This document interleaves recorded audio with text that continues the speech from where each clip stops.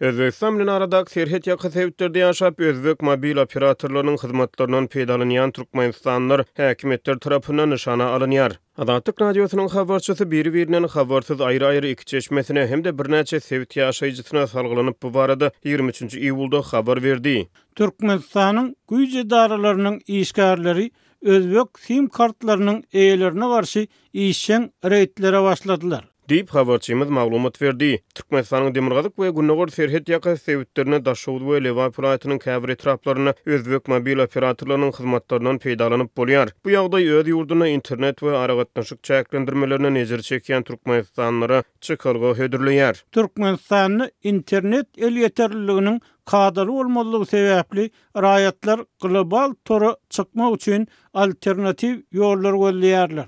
Yurdun aragatnaşyk kadaryny diňe altyn asyr mobil operatory bar.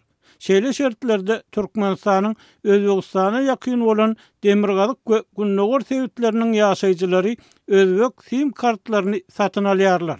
Diýip Türkmenabadyň şäheri häkimligine näki bir çeşme aýtdy. Sebätiň içeri işleri daralaryna beýleki bir çeşme Özbekistana sapar edýän raýatlaryň öz ýanlary bilen özbek sim kartlaryny getirýänliklerini we Türkmenistanyň çägini hem bu kartlardan peýdalanýanlyklaryny aýtdy. Telekiçilik isi bilen ýa-da başga maksatlary bilen Özbekistana sapar edýän türkmenistanlylar Beeline, Uzcell, MobiUz ve şulara meňzeş sim kartlary alyp öz ýanlary bilen Türkmenistana getirýärler. Sebäbi serhet ýaka sebäplerde bu sim kartlardan peýdalanyp bolýar. Ýaşaýjylar esasan bu sim kartlaryň hödürleýän internet mümkinçilikleri bilen gyzyklanýarlar. Diýip içeri işleri daralaryna çeşme aýtdy. Serhet ýaka sebäpleriň ýaşaýjylaryna görä daşawdy we Lewa piratylaryna ýörüýti özbek sim kartlarynyň söwdasy bilen meşgulanýan adamlar bar. Olar bu kartlarda açylan hasaplary doldurmaga da ýardam berýärler. Özbek sim kartynyň bahasy ortaça 1500 manat. Bu kartlary satýan raýatlaryň Özbekistanda öz adamlary bar we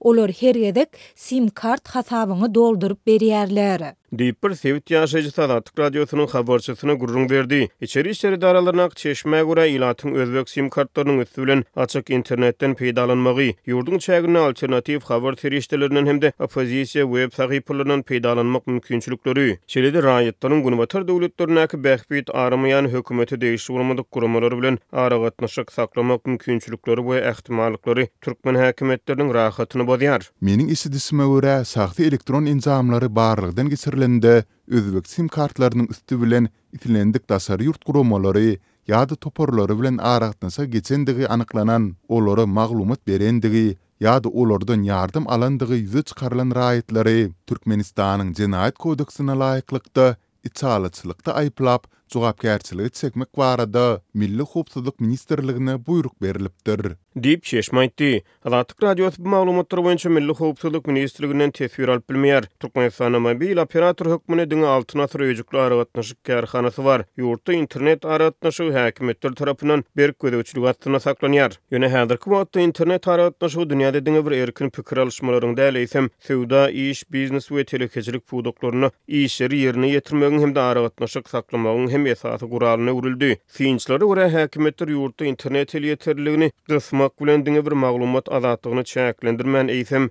öz raýatlaryny halkara biznes we iş mümkinçiliklerinden maliýe ykdysady bähbitlerden mahrum goýar.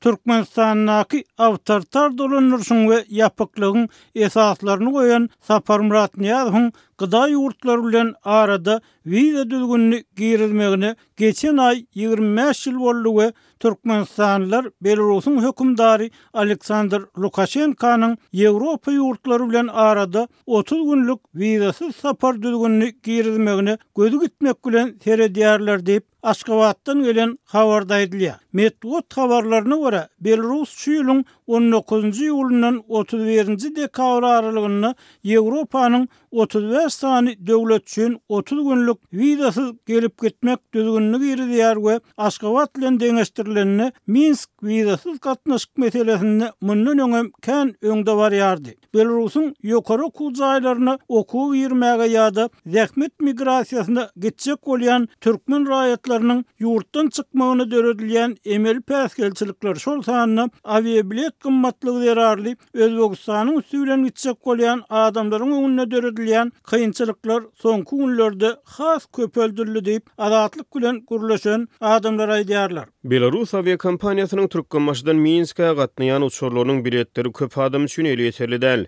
we Belarusa iş ýa okuw üçin gitjek ýolagçylaryň köpüsi goňşy Özbegistanyň üstünden tranzit ýoly bilen gitmek kararyna gelýär.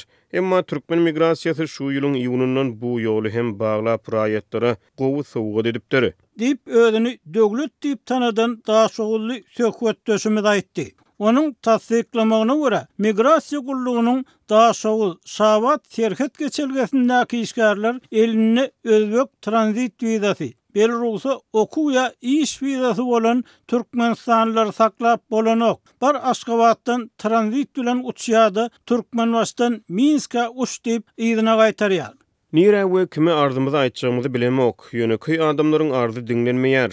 Diýip görewli etrafynda ýaşaýan döwlet habarçymyz aýtdy. Türkmenistany dowam edýän agyr ykdysady krizis we duruşuny para çümenine gaýdylýan Magarif ulgamy adamlaryň barha köp daşary ýurtlary ymtylmagyna sebäp bolýar. Emma kagyz ýüzünde açyk kapylar siýasatyny ýöredýän Türkmenistan Belarusiýaly wizasy gatnaşygy köpeltmäge ederek Niýazowyň ýapyklyk siýasatyny ösdürip adamlary kösep saklamaga çalışýar diýip ýaşaýjylar aýdýarlar. Belarus häkimetleriniň 35 ýurt üçin girilen wizasyz düzgüni respublikanyň mundan beýlekde açyklygy we parahatçylyk söýjüligi taýýardygy bilen düşündirmegi Türkmenistanlylarda bir topar soraw döretdi. Daşoğul vilayetinin ayrı-ayrılıkta söhbetdeş olan ýaşaýjylarynyň biri Belarus diktatorunun ýolları açmak kararı belki siyasi oyundur. Ýöne ol adamlar üçin bähwetli bolup bilerdi. Özünü oňyn bitaraplygyň, açyk gapylaryň, durnukly ösüşiň, parahatçylygyň watany diýip görkezmek isleýän Türkmenistan iň bolmanda siýasy propaganda üçin hem ilata peýdaly boljak ýurtlar bilen arada wizasyz gatnaşygy girizmeýär. Diýip ogly Belarusy okuyan daşogully en aýtdy. Ayrı-ayrılıkta gurlaşan ýaşaýjylar Belarus we Türkmen rejimlerini deňeşdirip Türkmenistanyň ýolbaşçylarynyň ýurdy Belarusyň awtoritar häkimetlerinden hem has dar we gözgüýni ýagdaýda dolandyrýanlygyny öňe sürdiler. Aşgabatly siýasy inçiniň pikirçe resmi Aşgabatyň özüňelik ýapyklyk siýasaty hatda özi ýaly awtoritar rejimleriň fonuna hem ören ýydagalak gülkünç we gözgüýni bolup görünýär. Gurbanuly Berdimuhammedowyň halkara duşuklarda ýurduň transport we logistika mümkinçiliklerini has isçiň ulanmak, gümrük we nırh resminamalarynyň meselelerini ýeňilleşdirmek hakynda aýdan zatlary diňe bir ýurt içinde däl, hatta goňsy awtoritar rejimleriň resmilerinde hem uly gülkü döredýär. Diýip synçy Türkmen diýimini işleýän tanşyna salgylanyp aýtdy. Türkmenistanlylar diňe Belarusyň däl, goňşy Iranyň dünýäniň onlarça ýurdu bilen arada wizasyz düzgün girizmegine, goňşy Özbegistanyň golaýda Taýland we Arap döwletleri bilen arada wizasyz düzgün girizmegini gözü gitmek, kemsinmek bilen garşalylar diýip ýerli synçy aýtdy. Özbekistan dünýäniň onlarça döwletiniň raýatlary üçin wiza düzgünini ýatyrdy. Emma bu tanawda Türkmenistan ýok. Bu Aşgabatyň dilde açyklyk, iş yüzünde ýapyklyk, doly üzüňlük siýasatyna hemmeleriň düşünýändigini aňlaýar. Diýip Aşgabatly siýasyçy habarçymyz bilen söhbetdeşlikde aýtdy. Türkmenistan ýurtda dowam edýän agyr ykdysady çökgünligiň we işsizligiň arasynda bilim puwdugyndaky paraxorlugyň barha çuňlaşmagy bilen bir wiza düzgünni ulanmak arkaly ýurtdan köpçüliklerin gidýän adamlary emel päsgelçilikler bilen saklamagy çalışýany meňzeýär. Prezident Vladimir Zelenski Ukrainanyň Abaşanyň prezidenti Joe Biden'in gaýtadan saýlanmak üçin dalaşgar bolmakdan çekilmek baradaky kıyın ýöne güýçli kararyny hormat goýanlygyny aýtdy. 81 ýaşyndaky Biden 21-nji ýylda ýaş sebäpli bäsleşigi yarap-yaramajak arada bildirilen aladalar arasynda noýabr aýynda gaýtadan saýlanmak üçin dalaşgar bolmagyny betedip vice-prezident Kamala Harris'in prezident saýlawyna Demokratik partiýanyň dalaşgary bolmagyny gollaw bildirdi. güýçli iki partiýaly gollaw bilen bir hatarda Ukrainanyň adatly urnak söwüşini aýgytly bolan we aýgytly bolup galýan gyşarnyksyz gollaw üçin Ukraina prezident Biden'i minnetdar diýip Zelenski 22-nji ýylda X platformasyna ýazdy. Birleşen Ştatlar Biden'ın yol başçylygyny Ukrainanyň Russiýanyň esasy başlanýan çözüşinden gorunmak üçin alyp barýan söwüşine esasy harby hemde maliýe kömegini berýän ýurt boldy. Russiýa 2022-nji ýylyň fevral aýynda Ukrainaga garşy giňerimli çözüşe başlanandan soň Biden derlew Ukrainanyň $10 milyard dollarlyk harby hemde maliýe kömegi bilen gollajak ýaranlaryň başyny birikdirdi we bu onuň prezident wezipesini ýygyna galdyran sarlamly miraslarynyň biri boljagy meňdiýär. Soňky ýyllarda köp sanly güýçli karar kabul edildi we olar prezident Biden'ın agyr synagly günleri jogap hökmüne gören batyrgay çäreleri hökmüne ýatda galar. Biz onuň şu günkü kıyın ýöne güýçli kararyny hormat goýýar diýip Zelenski ýazdy. Biz prezident Biden'ın yol başçylygy üçin elmidama minnetdar bolarys. Ol biziň ýurdumyzda taryhynyňky iň agyr pursatyny gollaw berdi. Putin'in biziň ýurdumyzy basyp almagynyň öňüni almagymyza kömek etdi we baýylgans uruşyň dogamagyny bize gollaw bermegini dogam etdirdi diýip Zelenski ýetdi. Öňkü prezident Respublikan partiýanyň dalaşgary hökmüne gaýtadan saýlanmak üçin bäsleşige çykan Donald Trump egerde ýene bir gezek prezident saýlansa Russiýanyň Ukrainaga garşy alyp barýan uruşyny togtatjakdygyny tekrarlady. Trump bu wadasyny 19-njy ýylda Zelenski bilen eden telefon söhbetdeşliginde hem gaýtalady we iki erkegi hem gowy diýip häsiýetlenirdi.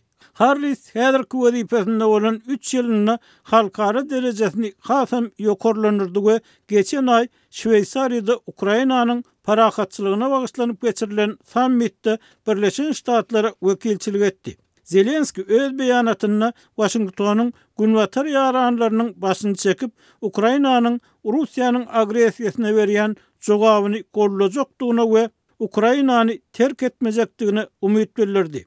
Ukrainadaky we tutuş Ýewropadaky häzirki ýagdaý yeňil ýelpay däl we biz Amerikanyň dowamly, kuwatly ýol başçylygynyň Rus şehriniň rawat bolmagynyň öňüni almagyna ýa-da onuň agresiýasynyň bakasynyň töledilmegine tüýs ýürekden umyt baglaýar diýip Zelenski aýtdy.